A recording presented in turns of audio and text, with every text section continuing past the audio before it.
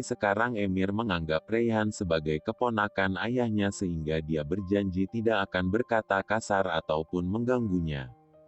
Sementara itu Nyonya Kafidan menunggu kedatangan orang yang telah menerornya sampai ia menerima pesan bahwa pertemuan mereka dibatalkan. Setibanya di rumah Nyonya Kafidan sangat kesal karena peneror telah mempermainkan hidupnya. Namun ternyata orang yang telah membatalkan pertemuan itu adalah Nigar. Dia menghancurkan rencana Reyhan dengan mengirim pesan teks itu lewat kartu SIM yang telah dibeli oleh Reyhan. Sementara itu Reyhan merasa kecewa karena rencananya tak berjalan sesuai yang dia harapkan. Kemudian Reyhan mengambil benda dekoratif sambil bertanya-tanya siapa pelaku yang tega melukai pamannya menggunakan benda itu.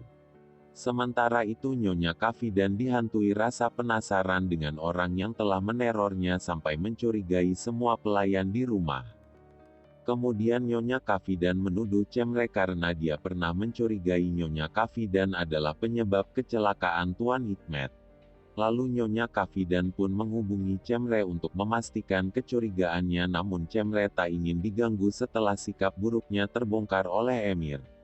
Kemudian Nyonya Kafidan berpikir bahwa Cemre tidak mungkin melakukan pemerasan karena dia sangat mencintai putranya.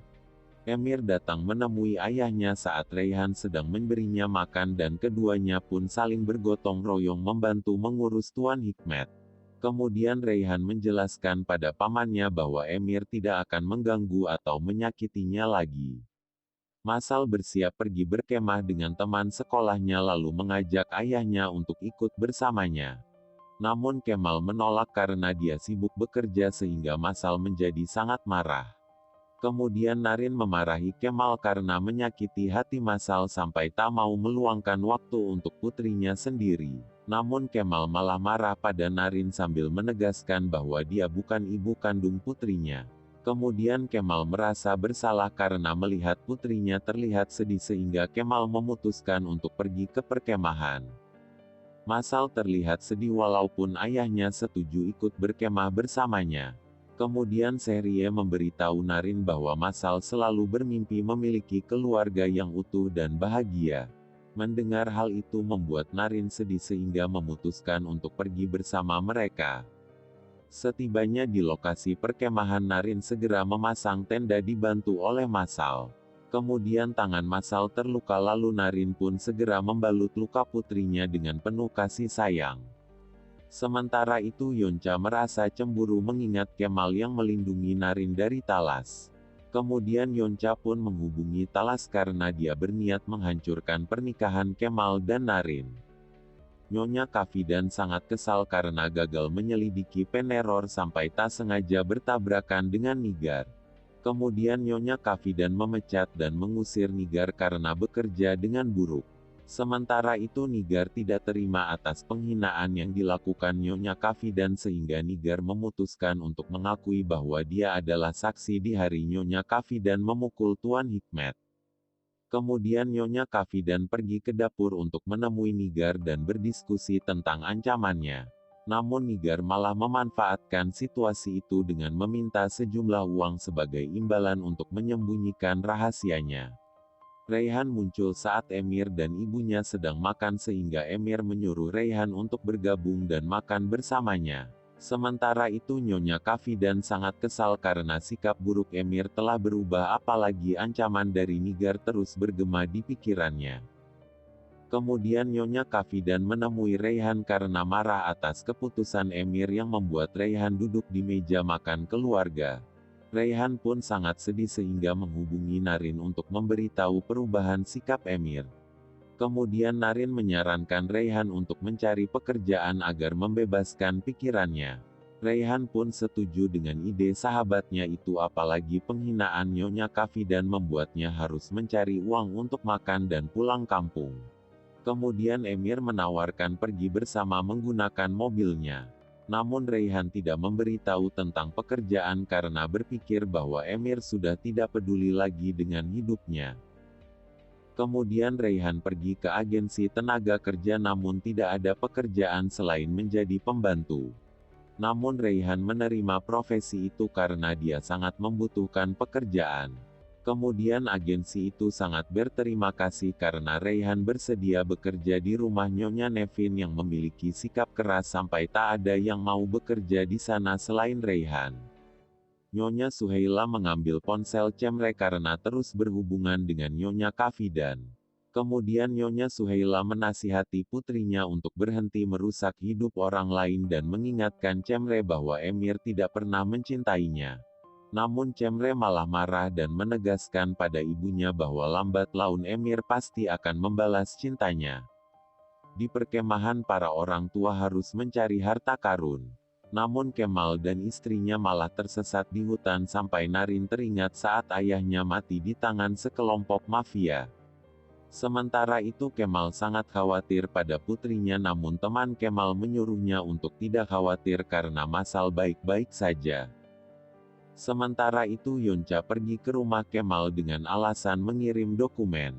Namun Oya tidak mengizinkan Yonca masuk ke rumah sambil menegaskan bahwa dia akan mengabarinya jika kakaknya sudah pulang. Emir membatalkan janji temu dengan teman-temannya karena lelah dan mengkhawatirkan Rayhan yang tak kunjung pulang.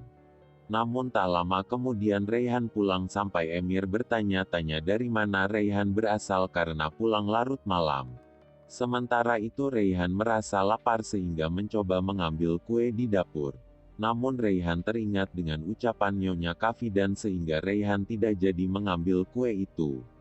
Kemudian Rayhan melihat ponsel Emir berdering lalu mengantarkan ponsel Emir karena takut ada hal penting yang akan dibicarakan oleh Suna. Lalu Rayhan mendengarkan percakapan mereka dan menangis karena Emir bernyanyi untuk Suna di mana lagu itu pernah dinyanyikan oleh Emir saat mereka diculik. Keesokan harinya Rayhan meminta Melike untuk tidak meninggalkan Tuan Hikmet sendirian sampai dia pulang dari bekerja. Kemudian Rayhan memberitahu Emir bahwa dia mulai bekerja dan meminta maaf untuk semalam karena terlambat pulang akibat wawancara kerja. Lalu Emir pun berniat mengantarkan Rayhan ke tempat kerja menggunakan supir. Namun Rayhan menolak tawaran Emir karena tidak ingin membebani siapapun. Kemudian Rayhan memakai cincin pernikahan untuk melindungi dirinya karena berpikir tempat tinggal dari Nyonya rumah itu terlihat aneh. Namun di hari pertama Rayhan bekerja Nyonya Nevin memarahinya karena terlambat. Narin sangat terkejut setelah menyadari bahwa dia tidur di pelukan Kemal karena sebelumnya dia tidak pernah memeluk pria. Kemudian Narin dan Kemal menemukan harta karun saat melanjutkan perjalanan ke perkemahan. Tak dipungkiri Masal sangat senang karena orang tuanya berhasil menemukan harta karun tersebut. Suna bertanya-tanya tentang Taci karena tidak mengunjunginya ke klinik. Kemudian Oya datang membawa kue favorit Suna yang dititipkan oleh Taci kepadanya. Sementara itu Taci menunggu di dalam mobil dan berusaha menjaga jarak karena berpikir bahwa dia tidak pantas mendekati gadis kaya raya seperti Suna. Rayhan mendapat perlakuan keras dari Nyonya Nevin yang terus menyuruhnya untuk melakukan semua pekerjaan.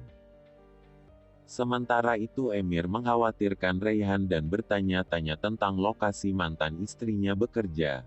Kemudian Emir menelepon berulang kali pada Rayhan untuk mendiskusikan kesehatan ayahnya. Namun Nyonya Nevin memergoki Rayhan dan mengancam akan melaporkannya ke pihak agensi jika sibuk melakukan sesuatu di luar pekerjaan. Sementara itu Cemre merekam Rayhan yang sedang bekerja sebagai pembantu lalu mengunggahnya ke sosial media agar Emir mengetahuinya. Setibanya di rumah Rayhan hampir pingsan karena kelelahan sampai Emir memintanya untuk pergi ke dokter namun Rayhan menolak. Kemudian Zeynep memanggil Rayhan untuk makan malam namun Rayhan menolak dan berbohong bahwa dia telah makan di tempat kerja. Sementara itu Emir mendapat pesan tentang video Rayhan yang bekerja sebagai pembantu sehingga membuat Emir marah dan berpikir bahwa tindakan Rayhan sangat memalukan. Kemudian Rayhan menegaskan bahwa dia bukan bagian dari hidup Emir oleh sebab itu dia membutuhkan uang untuk melanjutkan hidupnya. Namun Emir tetap tidak setuju jika Rayhan bekerja sebagai pembantu karena dia telah memberi cukup uang dari kompensasi perceraian agar Rayhan tidak membutuhkan bantuan dari orang lain. Keesokan harinya Nyonya Kafidan memarahi Raihan karena mempermalukan keluarga Tarhun. Namun Raihan mengingatkan hinaan Nyonya Kafidan sambil menegaskan bahwa dirinya bukan lagi bagian dari keluarga Tarhun. Kemudian Raihan menyerahkan dokumen yang menyatakan bahwa semua uang yang diberikan Emir telah ditransfer ke rekeningnya. Sementara itu Nyonya Kafidan mencoba memprovokasi Emir karena mantan istrinya telah mempermalukan mereka. Namun Emir menegaskan pada ibunya untuk membiarkan Raihan karena dia bukan tanggung jawabnya lagi. Kemudian Emir mencari informasi tentang alasan Raihan bekerja sebagai pembantu karena dia berpikir jika Raihan sedang menghukumnya. Namun Melike menyuruh Emir untuk introspeksi diri atas perilaku buruknya pada Raihan karena Raihan bukan pendendam. Kemudian Emir menonton ulang video Raihan lalu melihat mantan istrinya masih memakai cincin kawin sehingga membuat Emir bertanya-tanya. Kemal telah menyiapkan rumah yang dia sewa untuk Narin. Sementara itu Narin menyiapkan sebuah hadiah untuk Masal yang berisi foto mereka bertiga di perkemahan. Kemudian Masal menunjukkan hadiah itu kepada ayahnya dengan rasa bahagia. Sementara itu Narin menerima kartu masuk sehingga berpikir bahwa Kemal sudah tidak menginginkan kehadirannya. Kemudian Kemal mencoba menjelaskan pada istrinya setelah menemukan kartu masuk. Namun Narin berpikir bahwa Kemal sudah terlambat sehingga dia mulai mengemasi semua barangnya untuk angkat kaki dari rumah suaminya. Nyonya Suheila memutuskan untuk membawa Cemre ke luar negeri karena mengetahui bahwa putrinya telah menyebarkan berita tentang Raihan di media sosial. Namun Cemre menyangkal tuduhan ibunya sehingga Nyonya Suheila mengambil semua aset milik putrinya karena tindakannya sudah melewati batas. Kemudian Nyonya Suheila menemukan sebuah CD di laci mobil Cemre di mana CD itu adalah berisi video pembunuhan. Nyonya Nevin mengolah susu lalu meninggalkan tanpa mematikan kompor karena memiliki urusan mendesak. Di sisi lain Raihan pingsan karena kelelahan lalu mencoba bangun karena dia mencium bau gas. Sementara itu Emir datang ke rumah tempat Raihan bekerja untuk bertanya soal cincin kawin. Namun Emir mencium bau gas dan menyadari bahwa bau itu dari rumah tempat Raihan bekerja. Kemudian Emir mendobrak pintu rumah itu lalu menemukan Raihan terbaring di lantai dan segera membawanya ke rumah sakit. Kemudian Raihan pun terbangun dari pingsannya namun melupakan insiden yang dia alami. Sementara itu dokter memberitahu kondisi Raihan bahwa tekanan darahnya sangat rendah akibat jarang makan.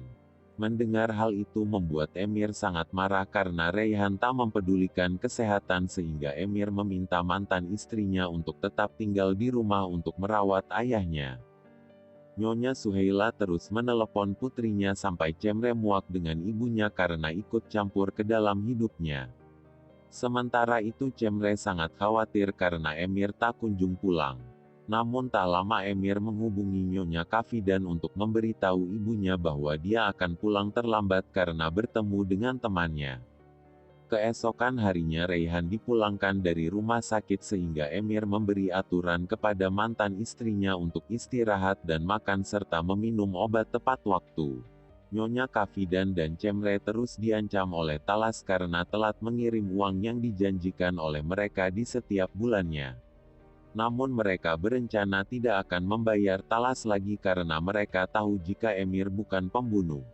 Sementara itu Nyonya Suheila mendengar semua percakapan mereka sehingga dia sangat kecewa sampai tak mau mengakui Cemre lagi sebagai putrinya. Lalu Nyonya Suheila segera menghubungi Emir untuk memberitahu penyebab perceraiannya dengan Raihan. Namun Nyonya Suheila mengalami kecelakaan setelah tiba di lokasi dan meninggal di tempat dengan membawa rahasia yang akan menyelamatkan cinta Emir dan Raihan.